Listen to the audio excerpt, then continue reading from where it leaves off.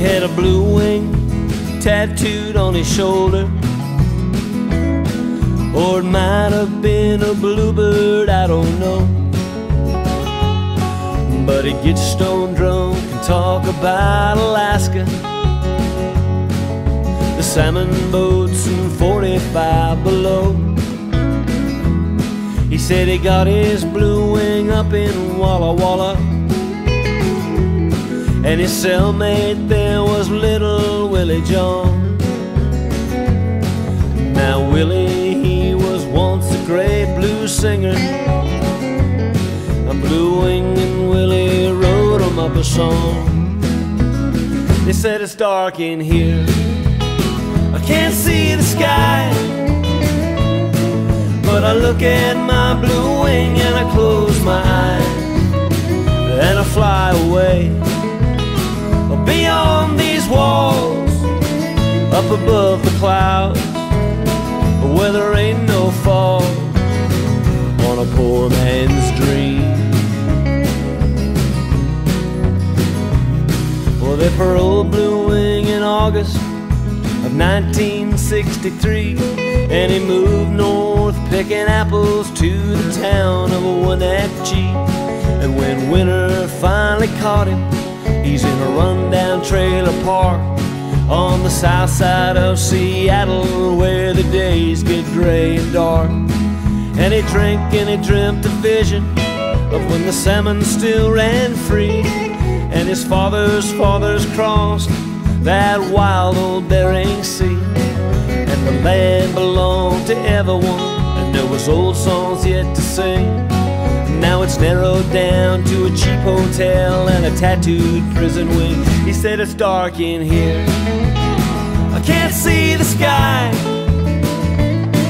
but I look at my blue wing and I close my eyes, and I fly away beyond these walls, up above the clouds, where there ain't no fall on a poor man's dream.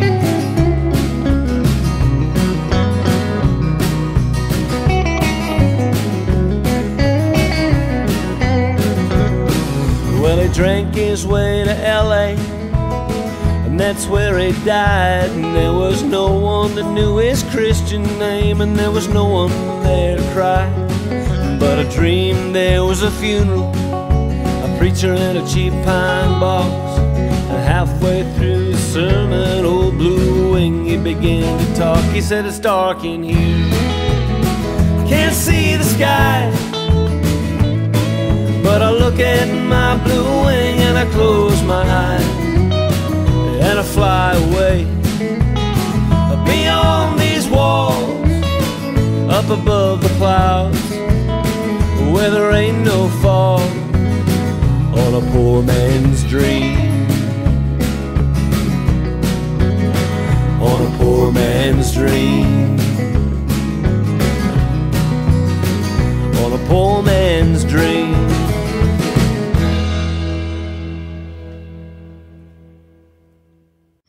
Okay, so we spent the morning doing a little bit of a few odd jobs here to get the plow ready to go. One, we flipped the headstock over and there was no grease zerks in it. We put the grease zerks in it. We put the lock nut on the steering arm. The steering arm was floppy, which it will, it plops loose, so you really needed a lock nut on the steering arm that steers the plow. We built a hose holder.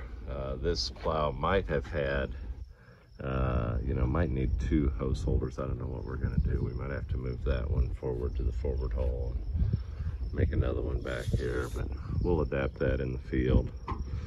Got our odd rolling cutter, the one that fell off on the trailer, back on. Worked on the tail wheel a little bit.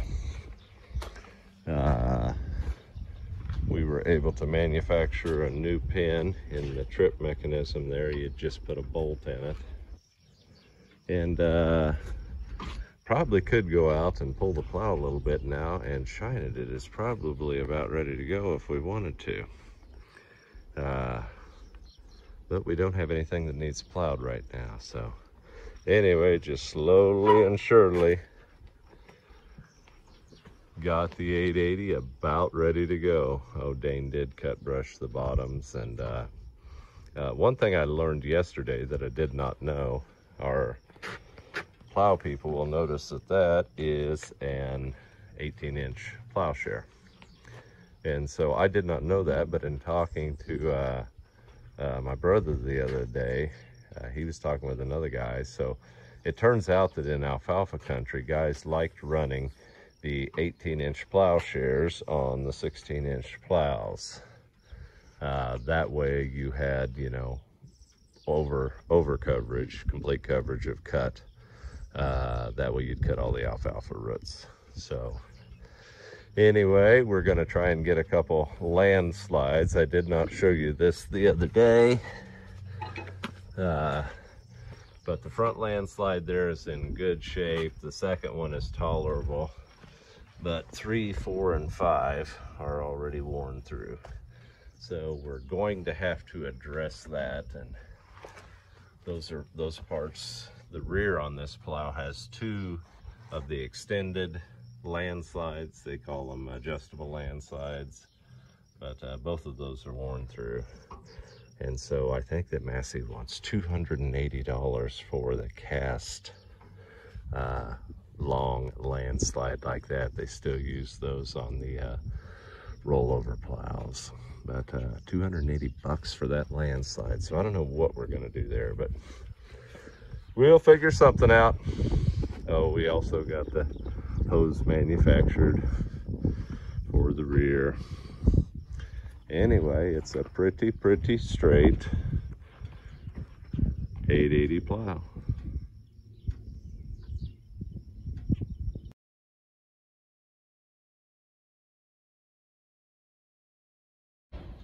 What do you got here, Jett? I got a Massey Ferguson 10, and we basically stripped all of this, and we're gonna fix it, paint it. You ain't got much of a mower there. It's looking kind of sparse. Here, you're in the shadow. Back away a little bit so people can see. So you got pretty much the entire variable speed and the main drive and the clutch torn apart. Yeah. Yeah. We gotta replace the decals. And you got a whole pile of parts to paint. You got a lot of painting to do, son. I like painting. Good.